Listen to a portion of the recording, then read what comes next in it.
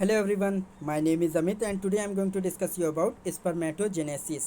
Spermatogenesis student क्या होता है? सो इसके नाम से ही समझ में आ रहा है, स्पर्मेटो का मतलब हुआ स्पर्म और जेनेसिस का मतलब हुआ प्रोडक्शन। सो एक सिंपल वर्ड में अगर हम जाने स्पर्मेटोजेनेसिस क्या होता है तो ये क्या होता है? Production of mature sperm, termed as spermatogenesis.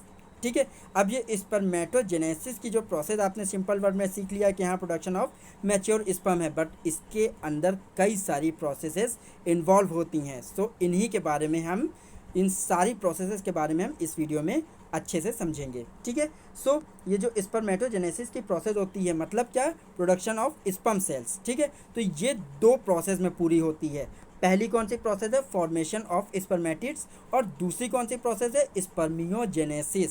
सो आप कंफ्यूज हो रहे होंगे कि ये फॉर्मेशन ऑफ स्पर्मेटिड क्या होता है और दूसरा जो सर बता रहे हैं स्पर्मियोजेनेसिस, इसका मतलब क्या होता है। तो कंफ्यूज मत होइए, मैं आपको पूरा सब कुछ क्लियर करता हूँ। तो सबसे पहले हम जानने की कोशिश करते हैं फॉर्मेशन ऑफ स्पर्मेटिड्स।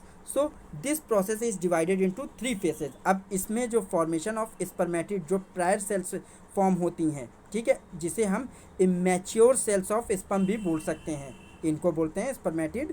ये क्या होती हैं? इमेच्योर फॉर्म में होती हैं। तो ये 3 फेजेस के थ्रू पूरी होती हैं। पहली कौन सी फेज़ है? मल्टीप्लिकेशन फेज़, दूसरी phase growth phase, and last phase जो होती है मैचुरेशन फेज़। तो इनके नाम से ही समझ में आ रहा है कि कौन सी फॉर्म में कौन सी फेज़ में क्या होता होगा। पहले में मल्टीप्लाई हो रही होंगी सेल, दूसरे में वो ग्रोथ कर रही होंगी, तीसरे में क्या हो रही होंगी? अपने आप को डेवलप करके मैच्योर फॉर्म में ला रही होंगी। ठीक है, बट इसमें कई सारी प्रोसेस होती हैं, ये आपको इस वीडियो में हम समझाते हैं आपको। सो सबसे पहले हम इसको समझ लेते हैं एक डायग्राम के थ्रू कि क्या होता है। तो ये प्रोसेस का नाम क्या है? स्पर्मेटोजेनेसिस, मतलब प्रोडक्शन ऑफ मैच्योर स्पर्म। ये किससे बनता है? ये बनता है स्पर्मेटोगोनियम सेल से। सो सबसे पहली सेल जो फॉर्म होती हैं जिन्हें हम बोलते हैं स्पर्मेटोगोनियम। अब ये किसके थ्रू फॉर्म होती हैं?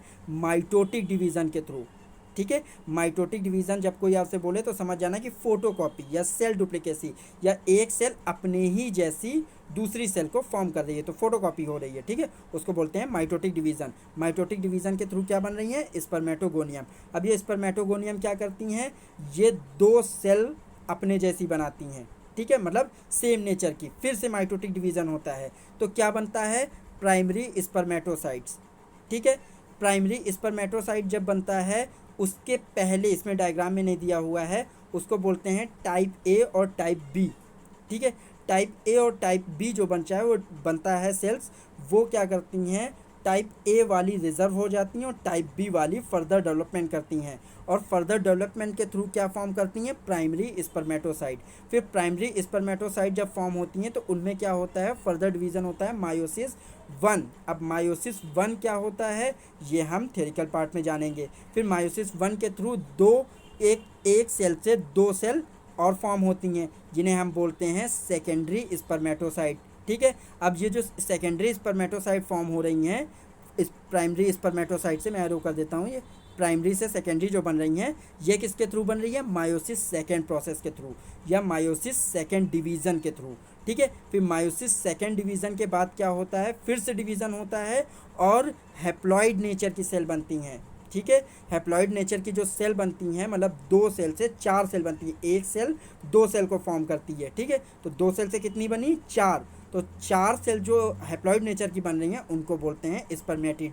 हमें क्या पढ़ना था? स्पर्मेटिड का फॉर्मेशन। अभी हम छोड़ देते हैं ये मैच्योर जर्म सेल क्या होती हैं। फिर ये समझ लीजिए कि स्पर्मेटिड सेल जो होती हैं वो अपना डेवलपमेंट करती हैं फर्दर, और मैच्योर स्पर्म सेल फॉर्म होती हैं। ठीक है, सो आई होप कि आपको ये डायग्राम के थ्रू पूरी प्रोसेस समझ में आ गई होगी, बट फिर भी हम थियोरिकल पार्ट के थ्रू और अच्छे से समझने की कोशिश करते हैं। सो इसको मैं क्लोज़ कर देता हूँ और जूम इन कर देता हूँ ताकि क्लियर आपको दिखाई दे। तो सबसे पहले ये फेज़ कौन सी थी? Multiplication phase. So sperm cells are continuously being produced by the testis. जो स्पर्म का फॉर्मेशन होता है किस में होता है? मेल्स में, टेस्टिस के अंदर। और टेस्टिस के अंदर एक फंक्शनल यूनिट होती हैं जिन्हें बोलते हैं हम सेमिनिफेरस ट्यूब्यूल्स। ये सेमिनिफेरस ट्यूब्यूल क्या होती हैं? एक तरह की फंक्शनल यूनिट। ठीक है, तो फंक्शनल यूनिट के अंदर वो भी फंक्शनल यूनिट भी किसी टाइप की सेल से बनी होंगी, तो वो 2 टाइप की सेल से मिलकर बनी होती हैं। कुछ स्मॉल सेल्स होती हैं, कुछ लार्जर सेल होती हैं। तो जो स्मॉल सेल्स होती हैं उन्हें बोलते हैं जर्म सेल।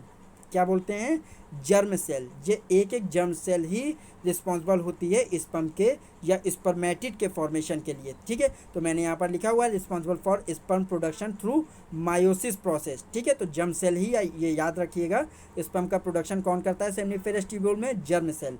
और दूसरी कौन सी सेल्स होती हैं, सर्टोली सेल। अब ये सर्टोली सेल क्या करती हैं, act as a nurse. Nurse का काम क्या होता है, देखभाल करना। ठीक है, खाना खिलाना, पेशेंट को जैसे खाना खिलाना, उसकी देखभाल करना, उसको समय से दवाएं या जो फूड है सब अवेलेबल कराना।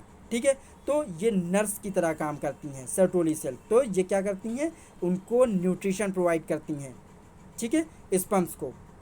ठीक है, तो अब आगे फर्दर कंटिन्यू करते हैं। ये दोनों सेल्स आपने जान ली कि जर्म सेल और सर्टोली सेल का ही इसमें रोल होता है। तो germ cell major role play करती है किसके लिए, स्पर्मेटिड के फॉर्मेशन में। तो one immature germ cell take as long as 74 days to reach final maturation. अब एक जर्म सेल जो है वो फाइनल जो मैच्योर्ड स्पर्म होता है उसके फॉर्मेशन तक में या कंप्लीट डेवलपमेंट तक की प्रोसेस में 74 डेज लगते हैं। ठीक है, तो ये कैसे होता है ये हम जानते हैं। तो in this process the single germ cell plays an important role in the formation of spermatid.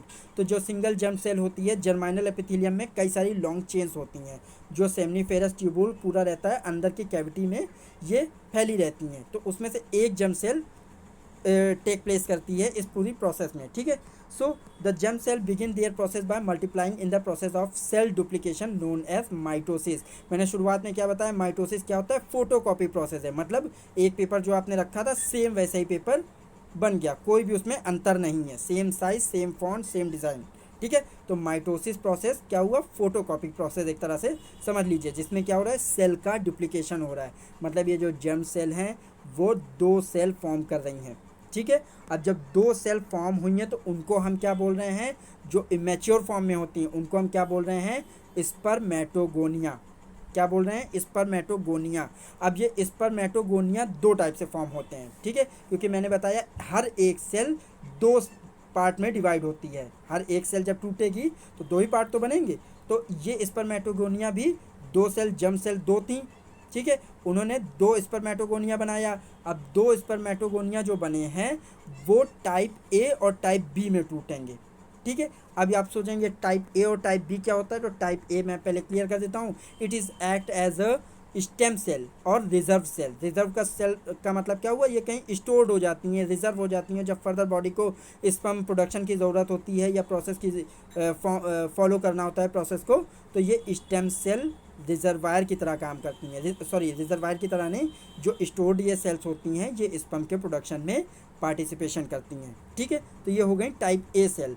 अब बची टाइप बी सेल। ठीक है, तो टाइप बी सेल में एक सेल से 2 सेल बनी थी, तो एक सेल क्या होती है, वो बॉडी में दोबारा से डिसॉल्व हो जाती है। ठीक है, तो एक ही सेल जो रहती है वो अपना फर्दर डेवलपमेंट करती है। ठीक है, फर्दर डेवलपमेंट कैसे कर रही है, अपना ग्रोथ कर रही है, अपनी बॉडी में या अपने पूरे स्ट्रक्चर में ग्रोथ कर रही है। तो जाहिर सी बात है, ऑब्वियस सी बात है कि जो ये स्पर्मेटोगोनियम की एक सेल है, एक डिसॉल्व हो गई और दूसरी वाली जो ग्रोथ कर रही है अब वो कौन सी फेज़ में जाएगी, ग्रोथ फेज़ में। तो ग्रोथ फेज़ में क्या हो रहा है, जो एक सेल अपने आप का डेवलपमेंट करना चाहती है, अपने आप को फर्दर डेवलप कर रही है, वो ग्रोथ फेज़ में जा रही है। अब ये किस नेचर की है, डिप्लॉयड नेचर की। डिप्लॉयड नेचर का मतलब क्या होता है, जिसमें 46 नंबर ऑफ क्रोमोसोम्स रहते हैं।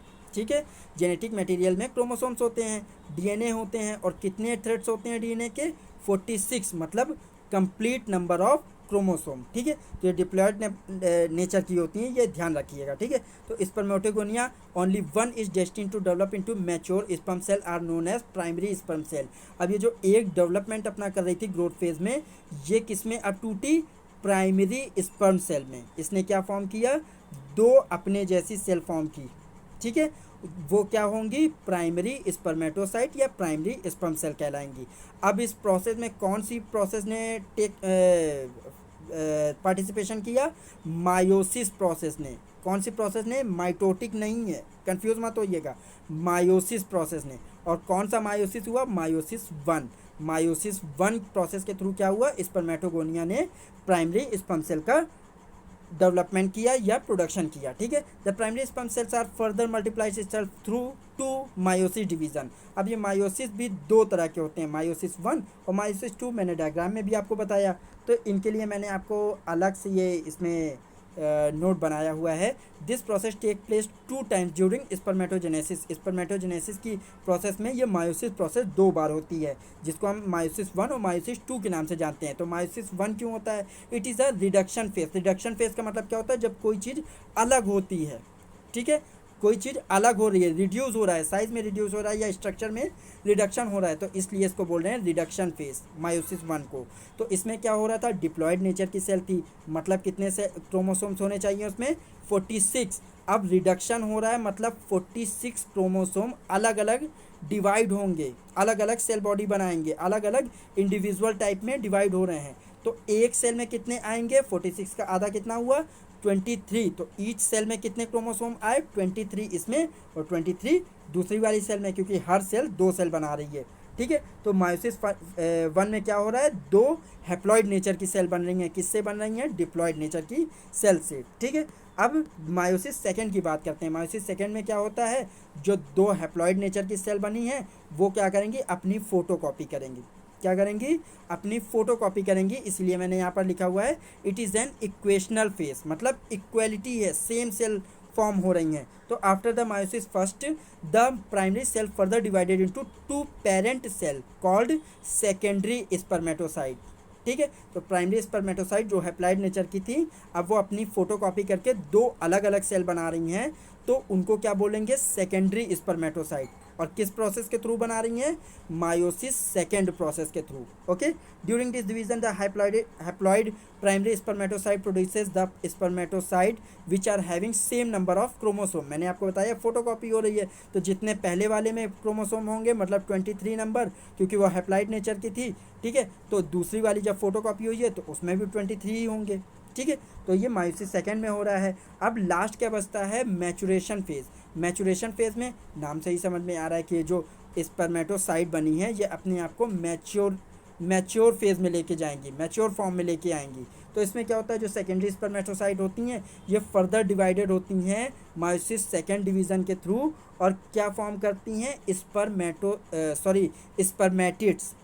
सेकेंडरी स्पर्मेटोसाइट क्या फॉर्म करती हैं? अपना फर्दर डिवीज़न करती हैं मायोसिस सेकेंड के थ्रू, ओके, क्योंकि फोटोकॉपी कर रही हैं। और एक सेल से कितनी सेल बन रही थी? पहले भी 2 सेल, तो 2 सेल से कितनी बनेंगी? 4 सेल। तो 4 डॉटर सेल जो जिनसे बन रही थी उनको पेरेंट सेल बोलते हैं, और उनसे जो निकली हैं सेल उनको क्या बोल रहे हैं? Daughter cell. तो कितनी सेल बनी? 4 डॉटर सेल। और एक सेल में कितने क्रोमोसोम्स होंगे? 23, ओके।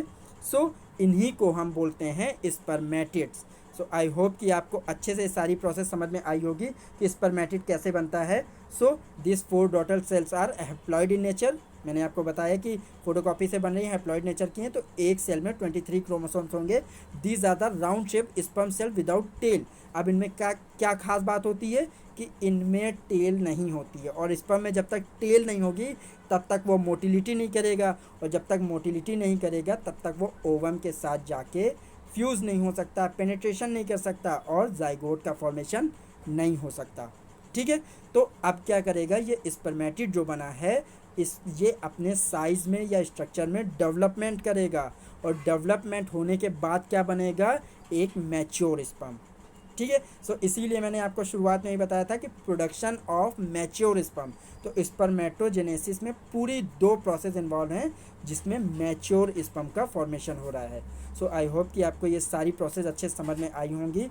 और इसी के साथ अब थैंक यू।